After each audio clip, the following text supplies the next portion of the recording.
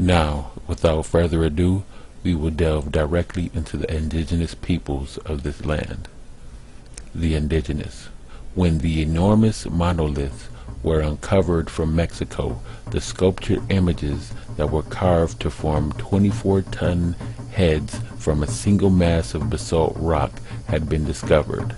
No one suspected this mysterious part of a civilization that only seemed to have vanished.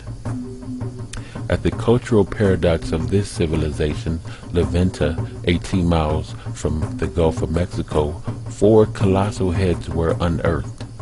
The monoliths had been carbon dated.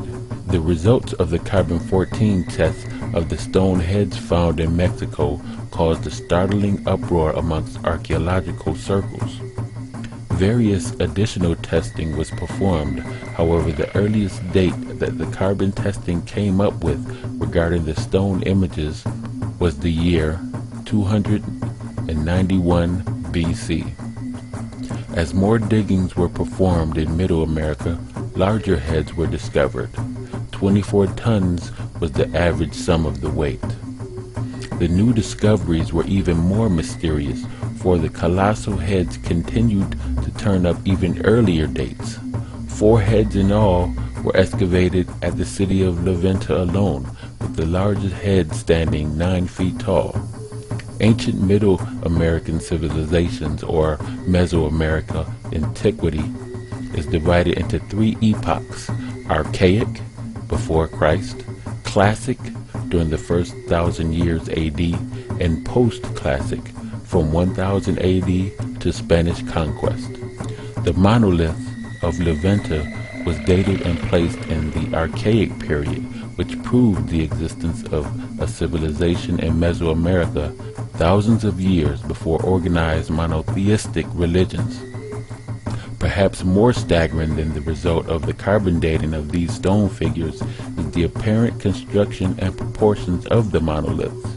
According to archaeological circles, the statues were constructed from one massive chunk of basalt block mined from stone quarries 80 miles away and transported to the center of La Venta with a sum weight of 20 to 40 tons each. It seems these stones were rolled over vast tracts of land or transported down a river on wooden rafts, however, presenting somewhat of an illogical and even incomprehensible method of material transportation. The monoliths proved to be only elementary in cultural archaeology. At present, between 25 and 40 Archaic period Mesoamerican sites have been discovered. The majority of these finds have occurred in the states of Veracruz, which totals 246 recorded pieces with over 180 sculptures, altars, and stone heads. The revelation of this hidden civilization reconstructed the indigenous history that has now been extended to reveal a hidden past.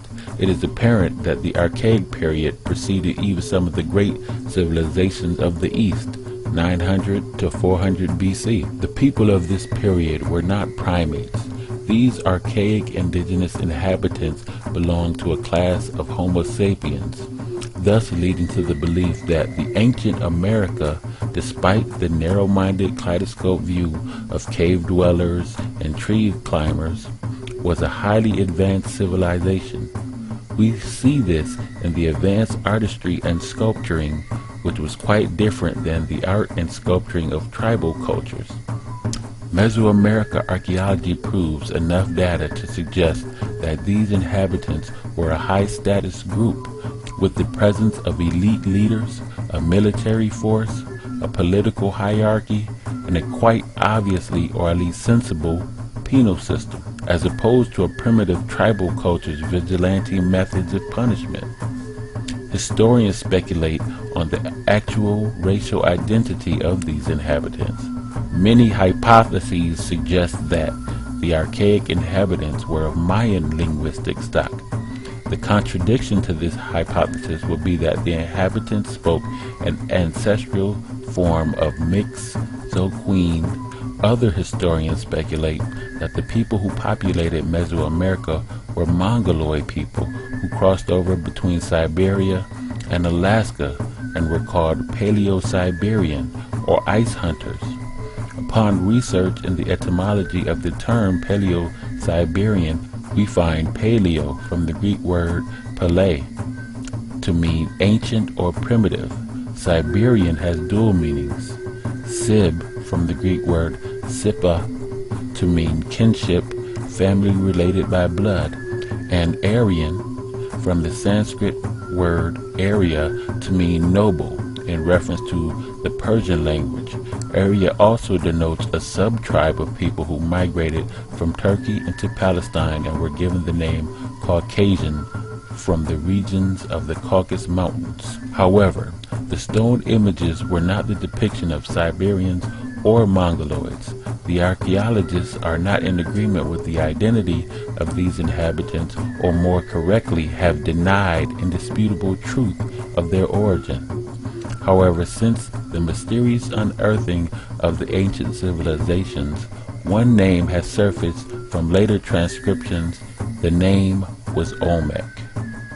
Who were these people called Olmec? Can we speculate that these people of the colossal heads were Asians who crossed the Bering Strait, or Siberian icemen who migrated from Europe? Jose Maria y Serrano, upon excavating one of the monolith heads in this region of San Andreas Tuxtla, published a short passage in the Bulletin of the Mexican Geographical Statistical Society, and I quote, "As a work of art, it is without exaggeration a magnificent sculpture. But what most amazes me was the type that it represents, a Ethiopian African. I conclude that there had doubtlessly been black Negroids in this region from the very earliest ages of the world." Unquote. In 1939, Dr. Matthew Sterling led a joint team from the National Geographic Society into the Gulf of Mexico to spearhead a major digging operation in Veracruz to unearth the monolithic heads.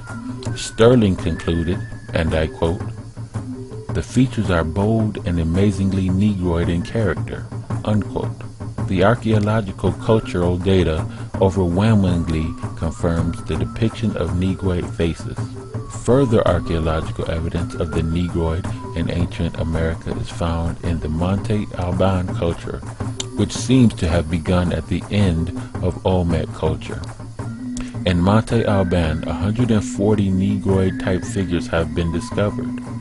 Upon archaeological research, there is no logical denying of the Negroidness found in the art of the ancient Americas. Although there has been denial amongst historians, archaeologists have indeed confirmed at least 4 major facts. Number 1, the Olmecs date back to the Archaic period. Number 2, the Olmec civilization parallels the dynastic periods of Egypt. Number 3, the Olmecs were not Paleo-Siberians or evolving Neanderthals. And number 4, evidence points to the Olmecs being of African ancestry. Skeletons have also been unearthed in pre-Columbian layers in the valley of the Pecos River that flows through Texas and New Mexico and empties into the Rio Grande of the Gulf of Mexico. Professor Houghton, a physical anthropologist, concluded, and I quote, "The Pecos skull resembles most closely the cranial of Negroid groups coming from Africa, where Negroes commonly have some perceptible infusion of Hamitic blood." Unquote.